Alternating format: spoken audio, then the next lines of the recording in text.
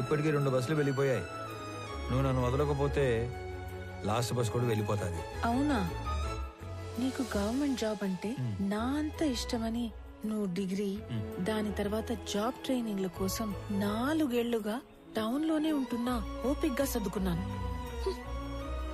ఇక నా వల్ల కాదు. ఆ జాబ్ ఏదో వెంటనే కొట్టేసి నా మెడలో తాళి కట్టి నన్ను పెళ్లి చేసుకోరామా? 1 నెలలో టెస్ట్, ఇంటర్వ్యూ అన్నీ అయిపోతాయి. ఆ తర్వాత నీ ఇష్టం. ఓకే? మళ్ళీ నువ్వు ఊరికి ఎప్పుడు వస్తావు? వచ్చే నెల 25వ తారీఖు. సరేనా?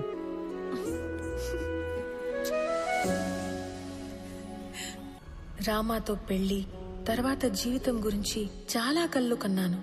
ఏ చిన్న సమస్య వచ్చినా మాలో మేమే ఒకరికొకరం సాయం చేసుకునేవాళ్లం. అనుకున్నట్లే రామాకి ఉద్యోగం వచ్చింది. మా పెళ్లికి ఏ అడ్డంకి లేదు కదా, అంతా అనుకున్నట్లే జరుగుతోంది అని సంతోషంగా ఉన్న సమయంలో ఇటువైపు పద. ఇటు ఆడికి నాయనా? అయ్యర్లో ఇంటికి ఆడికి. సరే, ఆడి నుంచి ఇంటికి పోదాం. అక్కడ చిన్న పని ఉంది, నువ్వు పద. అనంత పని మీద వచ్చాడు. నమస్తే బాబు. నమస్తే బాబాయ్. బాగున్నారా? బాగుండవయ్యా? బాగుండా విని. ఏంటి మహాలక్ష్మి? కూర్చోండి బాబు.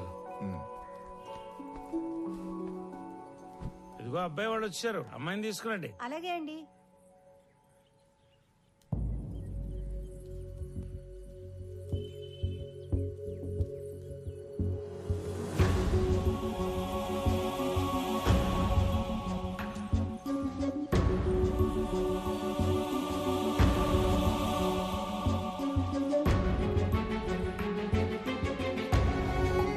ఒక్కగానొక్క కూతురు, పేరు నందిని.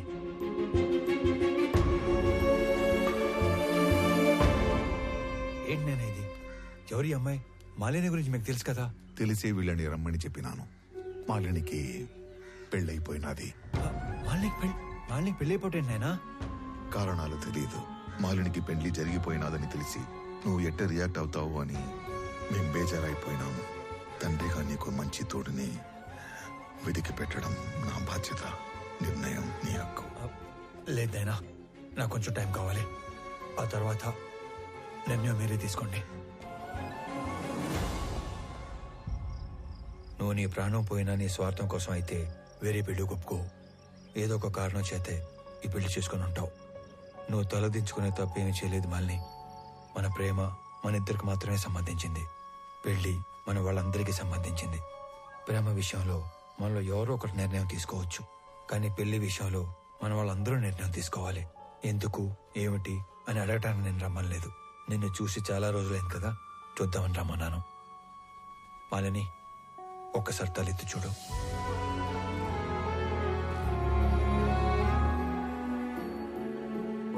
నీకు చెప్పకుండా పెళ్లి చేసుకున్నందుకు నీకు ఏ సమాధానం చెప్పుకోవాలని ఇన్ని రోజులు ఎంత మదన పడ్డానో తెలుసా? ఒక పసిపాపని కిందకి దించినంత తేలిగ్గా నా గుండెల మీద బరువు అంతా దించేశావు. మా నాన్న ఆయన పార్ట్నర్ కొడుకుతో పెళ్లి ఫిక్స్ చేసుకుని వచ్చి ఇంట్లో చెప్పినప్పుడు ఆయన మొహంలో నేను ఎప్పుడు చూడని ఒక ఆనందం చూశాను. ఆ పెళ్లి అప్పాలంటే నేను చేయాల్సిన ఒకే ఒక పని నీ పేరు చెప్పడం. ఆయన మాట పోవటానికి, బాధకి కారణం నువ్వు కాకూడదని నీ పేరు చెప్పలేకపోయాను. అంతే, పెళ్లి జరిగిపోయింది.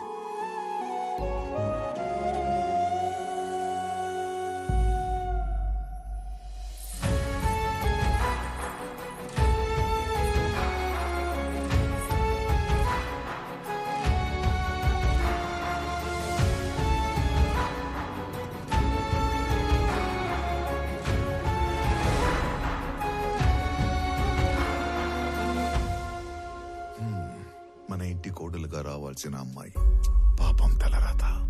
దుడ్డు ఏమన్నా కావాలేమో, సాయం చేయకపోయినావా? ఆ మాట ఎత్తినా చంపేస్తుంది ఆయన. మరి ఆస్తి బదిలీకి అప్లికేషన్ పెట్టిందన్నావు కదా, అదేదో ఇచ్చేయరాదు? ఆస్తి మీద హక్కు వస్తే సమస్య కొంతన్నా తీరుతుంది కదా. చూడటానికి ఏదో ఒక చిన్న అప్లికేషన్, కానీ చట్టానికి ఏదో ఒక పెద్ద సమస్య. మిస్ అయిన మనుషుల ఆస్తులు 7 సంవత్సరాల వరకు ఏమీ చేయలేం. 7 ఏళ్ల తర్వాతనే ఎవిడెన్స్ యాక్ట్ 107 అండ్ 108 సెక్షన్స్ ఉపయోగించి ప్రిజంప్షన్ ఆఫ్ డెత్ కింద ఆస్తిని బదిలీ చేయగలం. సరే, నువ్వు చెయ్యగలిగింది చేయరా. 6 నెలల నుంచి ఎప్పుడు చెప్పే సుత్యావారంగా ఈ రోజు కూడా చెప్తున్నావు. ఇంకో 15-20 ఊర్లు తిరిగితే క్లూ దొరకచ్చు సార్. నువ్వు ఉత్త కోతలు చెప్పి ఊర్లు తిరుగుతున్నావు గానీ ఇంతవరకు నాకు మాలు గురించి మాత్రం ఒక్కటి కూడా చెప్పలా. నీ వల్ల కాకపోతే చెప్పు, మఫ్టీలో నేనే తిరుగుతా లీవ్ పెట్టి. లేదు సార్, త్వరలోనే పని పూర్తి చేసి మొత్తం సమాచారం ఇస్తా. నన్ను నమ్మండి సార్. సర్లే, తర్వాత చూద్దాం. నువ్వు పో. సరే సార్. ఏంటో మెజిస్ట్రేట్ గారు ఇటు వచ్చారు, మాతో పనేందో.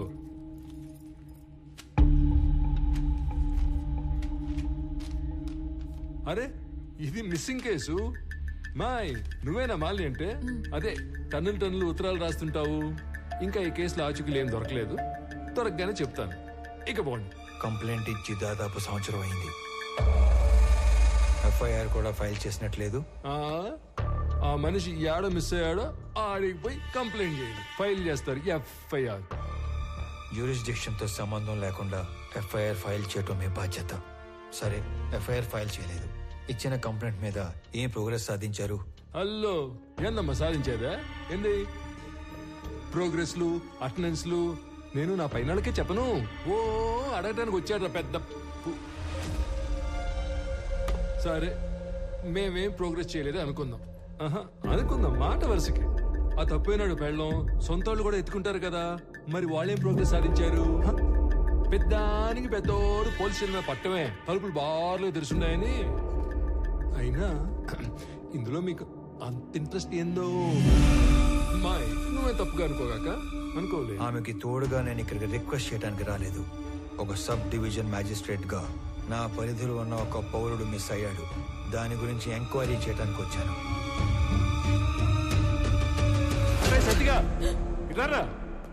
సార్, వాడెవడో సురేంద్ర అంట, ఊరంతా అప్పులు చేసి పారిపోయాడని వేరే ఎవరితోనైనా చీటింగ్ కేసు పెట్టించు. Okay sir. కావాలని కనుమరుగైనట్టు రిపోర్ట్ రాసి వాడి కేసు క్లోజ్ చేయి.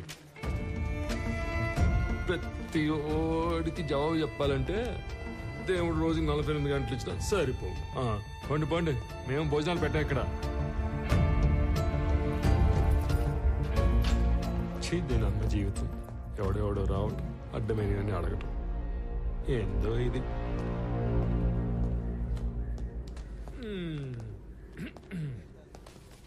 శ్రీకాకుళంలో వీడేసిన ఎక్స్ట్రాలకి సబ్ కలెక్టర్ రేంజ్ నుంచి డిమోట్ చేసి టెంపరీ పోస్టులు వేసారు. ఏదో పెద్ద హోమ్ మినిస్టర్లా వివరాలు అడుగుతున్నాడు బాబు. అదేదో మనం ఓరకనే కూర్చొని ఆలోచన చెప్పుకుంటున్నట్టు కటింగ్ ఇస్తున్నాడు. ఏంది సార్? మళ్ళీ వచ్చావేంది? ఏదో రాంగ్ కేసు పెట్టి కేసు క్లోజ్ చేద్దాం అనుకుంటున్నావేమో. చీటింగ్ కేసు కాదు ఇది, మిస్సింగ్ కేసు అని నేనే ట్రేస్ చేసి అఫీషియల్ గా నీ చేతే ఇన్వెస్టిగేట్ చేయిస్తా. నువ్వు ఈ స్టేషన్ లో ఛార్జ్ తీసుకున్న తర్వాత 2 లాకప్ డెత్లు జరిగాయి. నిన్ను ఎంక్వైరీ పేరుతో 3 పూట్ల నా ఆఫీస్ చుట్టూ తిప్పి 3 ఏళ్ళు ఇంట్లో కూర్చోబెడతాను.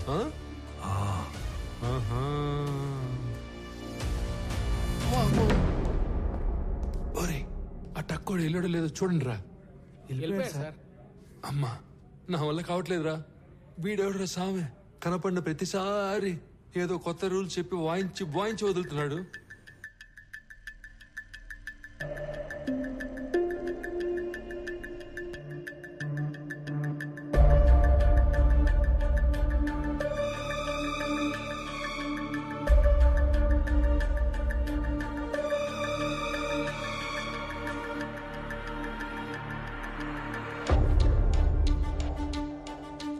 ఇతనే వర్మ.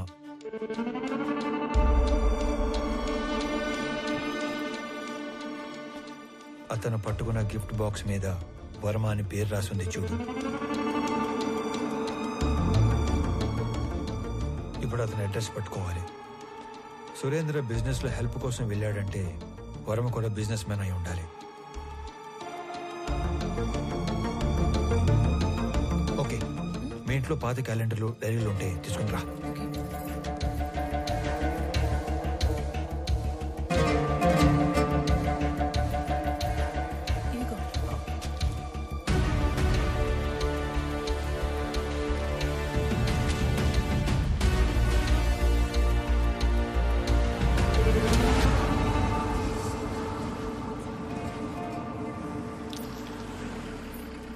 పాపా వర్మ గారు ఉన్నారమ్మా?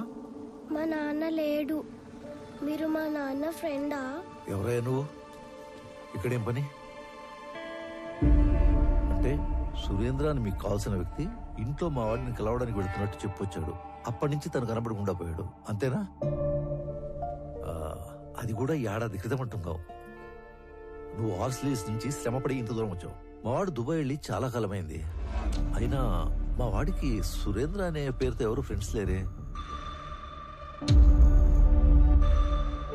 ఇదేంటి మీ అబ్బాయి కదా? ఆ పక్కన ఉన్న పెళ్లి కొడుకు పేరే సురేంద్ర. వీళ్ళ ఫ్రెండ్స్ కాకుండానే అయ్యుండొచ్చు. అయితే ఏంటి? మీరేదో దాస్తున్నారు. అవునయ్యా, దాస్తున్నాను. అది నీకు అర్థమైంది కదా. ఇంక నీకు బయలుదేరచ్చు. బయలుదేరు. ఏం చూస్తున్నారమ్మా? పద లోపలికి పద.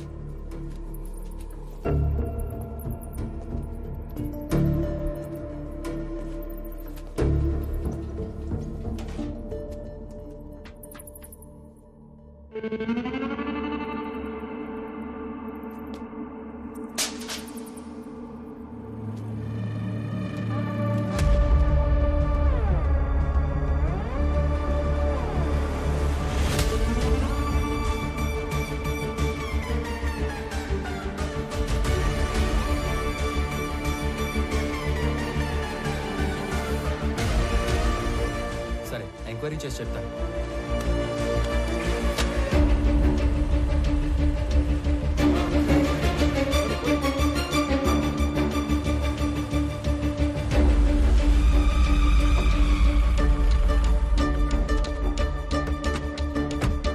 నమస్తే సార్. నమస్తే సార్.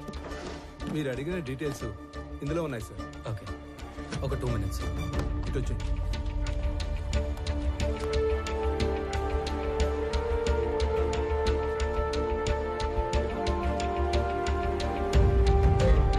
అదేంట్రా, అలవాటు ప్రకారం 2 చేతులతో అన్ని డీటెయిల్స్ రాసుకుంటున్నావు? వీటితో పని ఉంది. సరిగా రాఘవ, అక్కడ ఉన్న వాళ్ళలో నీకు ఎవరి మీద ఎక్కువ నమ్మకం ఉందో అతని పిలువు. శ్రీధర్ సార్,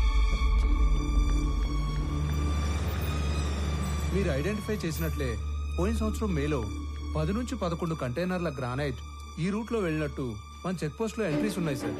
సాధారణంగా గ్రానైట్ పేరుతో మంగళూరుకు వెళ్లే కంటైనర్ల వెనక ఒక చిన్న మర్మం ఉంది సార్.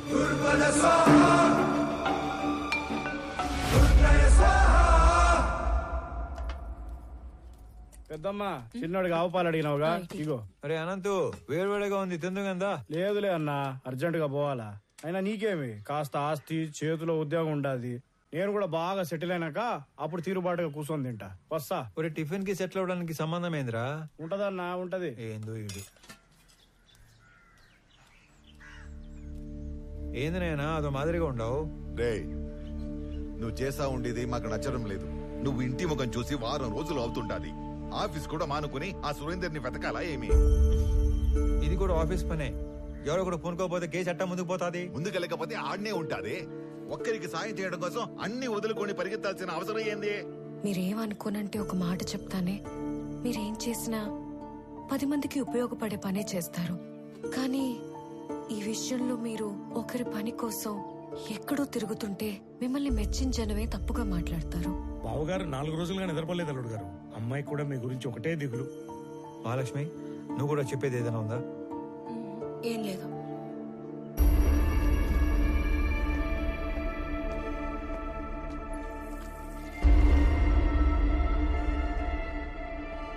మీరు అనుకున్నట్టు నేను కేవలం మాలిని హస్బెండ్ సురేంద్ర ఒక్కడి కోసమే ఇన్ని రోజులు తిరగలేదు. కనపడకుండా పోయింది ఒక్కరు ఇద్దరో కాదు, దాదాపు 20 మంది. సురేంద్ర కోసం వెళ్తే వర్మ, వర్మ కోసం వెళ్తే అతని అసిస్టెంట్ రాజా, రాజా కోసం వెళ్తే వెంకట్. ఇలా నా దగ్గర పెద్ద లిస్టే ఉంది. ఇంట్లో మనిషి వస్తాడో రాడో, అసలు ఉన్నాడో లేడో తెలియక ఎదురు చూసి చూసి కళ్ళు మసకబారిపోయిన తల్లిదండ్రులను చూశాను. ఇల్లు గడవటం కోసం చదువులు మానేసి ఏదో ఒక పని చేసుకుని బతుకుతున్న తమ్ముళ్ళనే చూశాను. పిల్లల పోషణ కోసం అన్నీ చంపుకొని చేయకూడని పని చేస్తున్న ఒక ఆడకూతుర్ని కలిశాను.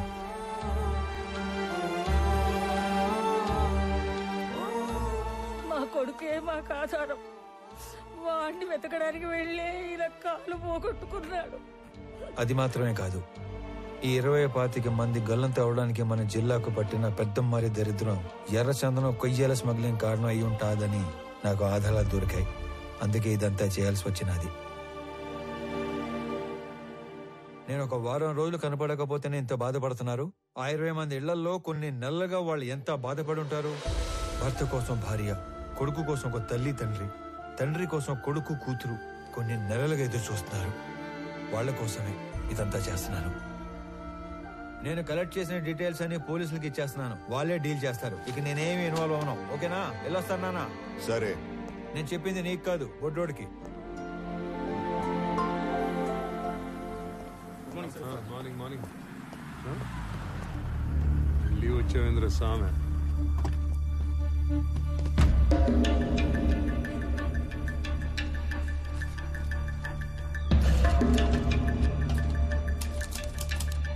అరే, మీరు దేని నుంచి తీసుకొచ్చి దేనికి తీగ కట్టారు రామారావు గారు? గ్రేట్. ఏమీ లేని ఒక విషయానికి ఎర్రచందనం రంగు పులివితే నేను సీరియస్ గా తీసుకుంటానని మీ ఎత్తుగాడు. కొంపదీసి ఇక్కడున్న ఈ చెట్లు చూసి నీకేమైనా ఆలోచన వచ్చిందా? మీ అంత కాకపోయినా మేము షార్పే. ఎత్తుగడ కాదు, నిజం. ఏంది నిజం? మీరు చెప్పిన ఆ చెక్ పోస్ట్ రిజిస్టర్ లో గ్రానైట్ రాసి ఉంటే మీరు ఎర్రచందనం ఎట్లా చెప్తారు? తిరుపతిలో గ్రానైట్ లేదు. ఆ బెల్ట్ లో గ్రానైట్ ఒక్క ప్రకాశం జిల్లాలోనే ఉంది. వాళ్ళంతా అటునుంచి అటే మెడ్రాస్ పోర్ట్ నుంచి ఎక్స్పోర్ట్ చేస్తూ ఉంటారు. పిలేర్ చెక్ పోస్ట్ లో వర్మ తాలూకు కంటైనర్ల ఎంట్రీలు ఉన్నాయి. అంటే మంగళూరు పోర్టుకి వెళ్ళాయి. ఇక్కడ నుంచి మంగళూరుకి బయలుదేరిన మనుషులు కనపడట్లేదు. సరే అనుకుందాం. ఈ మిస్ అయిన సురేందర్కి కంటైనర్ల ఎంట్రీలకి సంబంధం ఏంది? అంటే వర్మతో కలిసి సురేంద్ర ఆ స్మగ్లింగ్ చేస్తున్నాడా? తప్పు కదంట్రా సామె. ఈ కంటైనర్ల బ్యాచ్ మొత్తం మిస్ అయ్యారని అనుకుందాం. వాళ్ళ ఇళ్ళలో వాళ్ళందరూ ఊరకే ఎందుకు కూర్చుంటారు? ఎక్కడ కంప్లైంట్ ఇచ్చినట్టు నా నోటీస్కి రాలేదే. వాళ్ళ అడ్రస్లు మీ దగ్గర ఉన్నాయా?